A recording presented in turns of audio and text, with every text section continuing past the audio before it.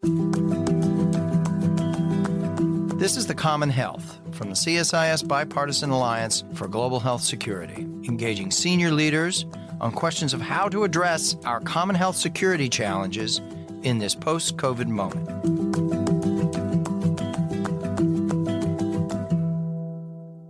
To get to the truth of the matter about a really evolving situation here in the United States, we're talking about a measles outbreak.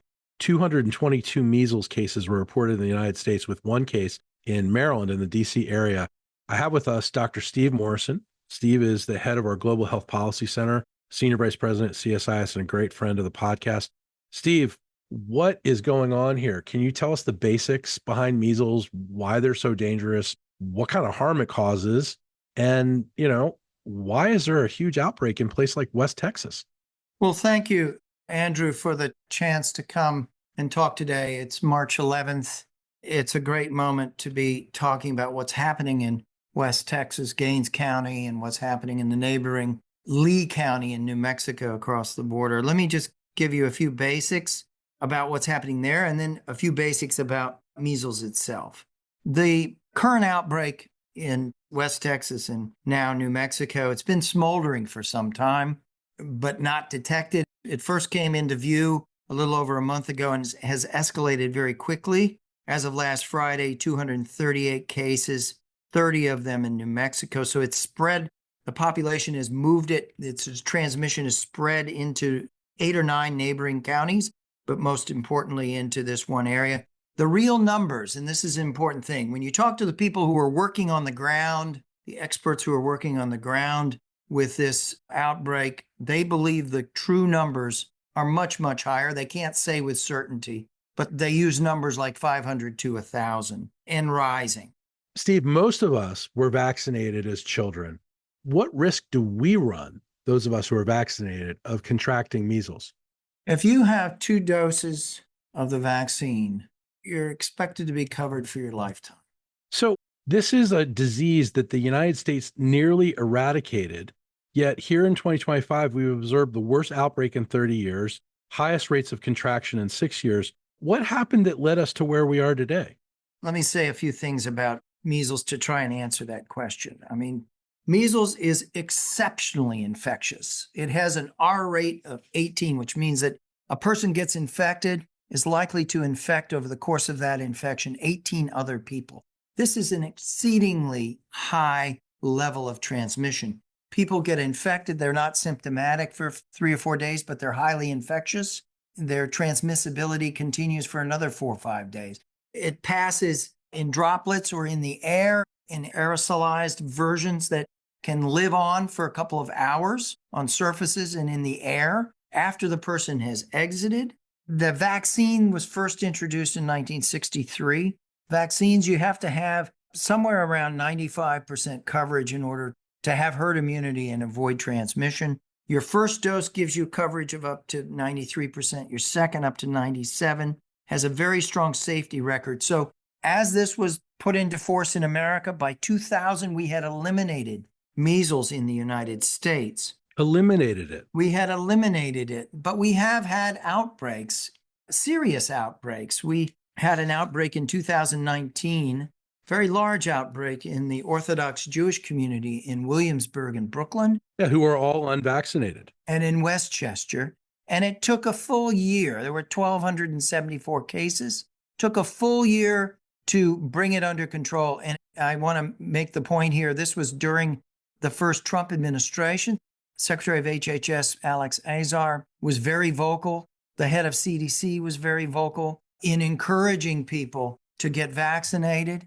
We dispatched teams to work with local authorities, to engage with community leadership, the leadership of the Orthodox community, to bring them around. Well, and just, Steve, let's underscore this for a second.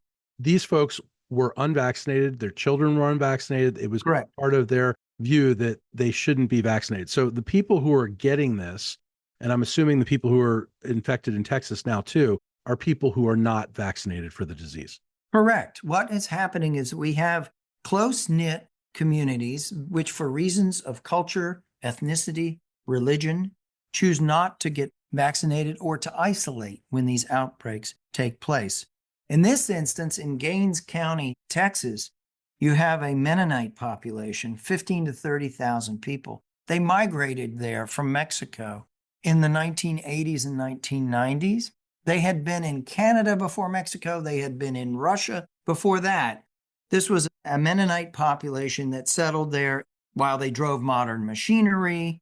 They took up modern medicine, prenatal care for pregnant women. They were not opposed to vaccines on religious ground, but they did not accept them, and they did not buy into the argument that vaccines are unsafe and that they should give up alternatives. And so this is what we have. We have a unvaccinated population that is quite insular and resistant, but we also have in the broader population lots of clusters of unvaccinated or undervaccinated populations. And that broader population is a population that has turned away from vaccines in the COVID and post-COVID era. And so we're seeing more kindling out in our society so that you have an outbreak that starts in something like this with the Mennonite population, and then it can be transmitted into these other zones where there are clusters of populations that are unvaccinated, undervaccinated. And that's one of the big threats that we have right now. In Gaines County, for instance, among the Mennonite population, the official figure on vaccination against measles is 82%. That figure is thought to be actually higher than reality because the Mennonite population is oftentimes not even recorded in these numbers. It's important also to realize that there is no antiviral for measles and there's no cure, and that measles can come in and it can kill one child in 1,000. It can cause high fever, pneumonia, and death. It tends to hospitalize 20% of those infected. It can blind people. It can lead to deafness. It can lead to mental impairment. It can lead to something called immune amnesia. That is, it can wipe out the accumulated immune protections you've acquired against other diseases and leave you prone to viral and bacterial infections coming from other sources afterwards. So it's a very dangerous virus if it's not contained. And the only real fix to this is vaccination. It's not some of the alternatives that are being pushed currently. Vitamin A, cod liver oil, antibiotics, and steroids. These are not prevention tools, nor are they particularly effective care tools, but they've been brought forward in a variety of ways as alternatives and marketed as alternatives. And we're seeing... Let's talk about that for a second. Gaines County has really become a crisis battleground. It's a tale of two cities. And, what I think many are saying is an early urgent test of RFK Jr.'s, being the secretary of HHS. What are the opposing camps saying and what's actually happening? Well, what we have here, we have a narrative that's coming from a variety of sources around breeding doubt about the effectiveness and safety of vaccines and encouraging these erroneous beliefs that there are alternatives in the form of cod liver, vitamin A, steroids, antibiotics.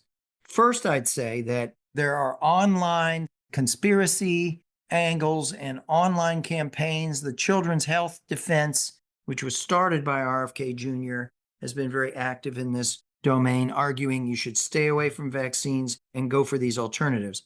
In Seminole, Texas, in Gaines County, the capital of Gaines County, you have a well-known MD who has gone over to the other side of these campaigns against vaccines, Ben Edwards, who has set up shop where he's dispersing cod liver oil and vitamin A and steroids and advising. And he claims he has served almost 200 families with sick children. So you have a movement, an anti-vaccine movement that's gained ground across the United States and contributed to declines in uptake of vaccines. It's taken hold particularly in these rural communities in West Texas.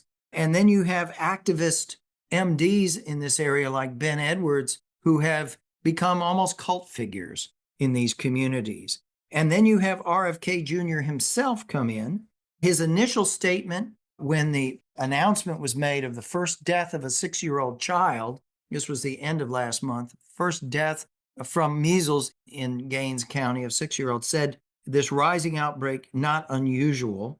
He then, a couple of days later, posted a commentary on Fox News in which he said, yes, vaccines can be an important prevention tool, but it was a very backhanded statement. He mixed it in, and he gave a further interview on this. He mixed in that backhanded statement with a number of other false statements that natural immunity that comes from infection will protect against other diseases, which is the exact opposite of what happens. If you get infected, you can also lose your protection against other diseases. He made the claim that the cod liver oil, vitamin A, steroids, antibiotics have delivered miraculous results and deserve careful study. He says we underestimate the injuries of vaccines, the lack of safety of the vaccines, and he claims that the measles don't cause death. Now, that is the broad narrative. We have the first time ever in modern history, we have a secretary of HHS aligning with figures like Ben Edwards and aligning with, guess what? The personalities and the mindset from Children's Defense Fund, which he created 20 years ago. So that's one side of this narrative that's going on. The other side of the narrative is the pro-vaccine narrative, which the state health commissioner has launched a big campaign in 18 counties to expand the site for tests and vaccines, speed the turnaround on those tests, address the shortages of vaccines. And they've invited CDC to come in and strengthen communications and hospital infection control. So what happens now? What we're seeing now is improvements in the delivery of vaccines and the communications and advocacy for vaccines, but people are not showing up. The officials that are putting this program together are saying, yeah, this is all fine, but what we still face is a deep cultural barrier. We don't have arms to put those vaccines into. It's a kind of stark statement. So, Steve, it seems to me, and you pointed out this is the first ever Secretary of Health and Human Services to take a position such as this that is at odds with science. It seems very unusual that we're in this situation. Is this also becoming a partisan issue, the health of people in America? Well, this has become deeply partisan, the whole question around vaccines. And look, RFK Jr., Robert F. Kennedy Jr. has become secretary just a short while ago.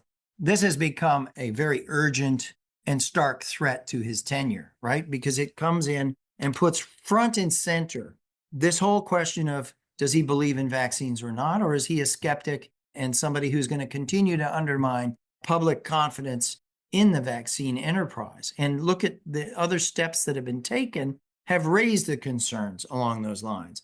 He suspended the CDC vaccine committee meeting, the ACIP. He canceled a similar meeting at the FDA looking at safety and efficacy of vaccines. So he's not just talking about it, he's actually doing things actively that most doctors and scientists wouldn't recommend. Correct. And he's instructed CDC to begin a study of the possibility that vaccines cause autism. Well, this is a charge that goes all the way back to Wakefield's erroneous and debunked argument in The Lancet in 1998 that has been debunked by study upon study upon study since that time, but has been a central tenet of Children's Defense Fund that Robert F. Kennedy Jr. founded in 2005 and carried until he resigned in 2023. And that foundation was geared to do what exactly? It was really one that challenged the legitimacy, the legality, the safety of vaccines. That was its central mission. And it made court cases and sought settlements and lived off of some of the settlements, but also built up a strong following. And the other point I want to make is COVID proved to be a massive gain, created a massive opening for the expansion of the power and influence of the anti-vaccine movement, and it eroded public trust and confidence, not just in public health, but in vaccines. And we've seen a steady drop among children, among kindergartners in this, and it's created vulnerabilities to these sort of outbreaks all across the country. But we're seeing this outbreak happen in this particular area where the circumstances are especially advantaged to trigger exactly this sort of thing. But we're going to see more of this in other places, which gets me to sort of what happens next. Yeah, what does happen next? I mean, what's going to happen if we're fighting about this? How is it possible to, re-eradicate measles? Okay. If we look at what happened in Ohio in 2014, there was an outbreak in the Amish community, 373 cases. It took 6 months to roll that back. The case with the Orthodox Jewish communities in Williamsburg, Brooklyn, and in Westchester took full 12 months because there was great resistance to engaging with the leadership. There was great resistance to isolation and uptake of the vaccines to bring it under control. There's two scenarios. One scenario is the virus spreads through the community and it creates herd immunity through that broad and sweeping infection, and it burns itself out eventually. And that's what ultimately sort of brings us back to earth here, is that it just spreads.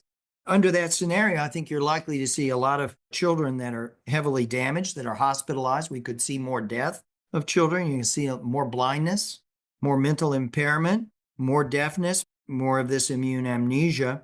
That's one scenario. Another scenario is that it spreads from there and ignites similar outbreaks in other pockets, other clusters of unvaccinated populations by travel and by movement. That's what we've already seen in New Mexico. The population in Texas, in Gaines County, shops across the border at the Walmart in Lee County, New Mexico. So it's lit up that population. That population has a high number. We're entering a season where there's a lot of migration within the Mennonite community to visit relatives and sister communities of Mennonites in Mexico, in Canada, across the western part of the United States. One question is, are we going to see the spread and the transmission through that? We don't know. We don't know exactly how this is going to happen, but people are very nervous. The White House is nervous. Public health officials are nervous. This is going to take a long time. Kids could very well die in this process. And the Trump administration, Trump White House, knows that the poor performance on COVID response in 2020 played a terribly important role in his defeat in the 2020 election. There's awareness that RFK Jr. has been accused of contributing in 2019 to the deaths of 83 children in Samoa, where there was a massive outbreak in which he was discouraging people. I don't know if it's fair to say he's responsible or not, but there are allegations along those lines. So this could prove to be a really serious moment of reckoning for Secretary Kennedy and for the Trump White House itself. And it could become a broader set of challenges. I think the deeper challenge is what I referred to earlier, which is COVID began to erode the compliance by parents in getting their kids vaccinated. It's been a steady decline. And so there's a vulnerability to outbreak that we're seeing across the United States. And that is going to continue to be lit up, and we need to figure out what to do. Okay, so this seems to be a budding crisis, PR disaster. It's a crisis of health, to be sure, but it also seems, as you just mentioned, to be a budding crisis of public relations for the White House. They're being pulled in lots of different directions and doesn't seem to have a clear direction that they yet want to go in. Is Kennedy capable of pivoting on this? What do you think is next for them? Well, once we had the first death, CDC took about 30 days before it finally sort of put out a major guidance on what was happening. His first response was very clumsy, saying, oh, these outbreaks are not unusual. His being RFK Jr. RFK Jr. showed no compassion for the death of this child, no call for vaccines. He was heavily criticized in the press, heavily criticized internally within the administration. He then goes and issues a statement, a commentary on Fox News that Sunday, the 2nd of March, in which he said, yes, vaccines can prevent measles, but then went on to undermine his own position by adding in all of these other falsehoods about vaccines that sort of undermined his own opening assertion and led people back down the path of skepticism and doubt and the belief that there are alternatives like vitamin A or cod liver oil. So to answer your question, I don't think he is capable of pivoting. I think what we've seen is he goes back to where he's been for a very, very long time in his positions. And we're seeing that reflected in his response to this crisis. And we're seeing it reflected in the many policy initiatives that he's pushing forward in the first early days. That is a deep skepticism of vaccines, a belief that they have serious safety and injury risks that we have underappreciated, a belief in nutritional or supplemental vitamin alternatives in their exercise, and a desire to disrupt the system of committee experts and the like who explore these matters of safety and science and what does a good science tell us. And, implicit in all of this is an assertion that the science itself is degraded and false, and that he needs to come in and correct course. But there's no indication that the science is erroneous, correct? No. You were asked the question of, is he capable of change? And I would hope he's capable of change. I think the statement he made on the Fox News commentary was the closest he's come to endorsing vaccines, but he immediately undermined that assertion and then gave an even longer 35-minute interview with Fox 2 days later, in which he went out of his way to lay down a number of falsehoods about vaccines. So I think he is in the grip of many scientific falsehoods, and it doesn't seem to be showing any hesitation to continue to put these out. And it's going to be costly in his standing among Americans, including among conservatives. These issues are partisan, but only up to a point. The majority of Americans, Andrew, believe in vaccines. They believe in protecting the community against highly infectious threats like measles, and they don't want to see that break down. While we're a divided country and there's a partisan factor in all of this, I think we have to keep reminding ourselves that broader American society is going to be a bit confused and upset to see what's happening here. And a White House that has to worry about sustaining its support is going to, I think, increasingly be worried about what direction is this going. I don't know if the White House has the ability to shape or reshape or has the will to reshape what's happening there. But I think that's what we're seeing is an emerging crisis, an escalating crisis, one that could spread, as I said, under these two scenarios, could spread widely and quickly. It could also stay confined to that region, but cause great damage. Steve, this is a lot to think about. It's a lot of scary stuff. Thanks for helping us understand it better. I know that we're going to be talking about this for some time. So thank you for this initial conversation, and I'm sure we'll be talking about it again on this podcast. Thanks, Andrew. Appreciate it. Thank you for listening to The Common Health. If you enjoyed this podcast, please give us a follow and leave a review. To learn more about the CSIS Bipartisan Alliance for Global Health Security or listen to other CSIS podcasts, please visit csis.org.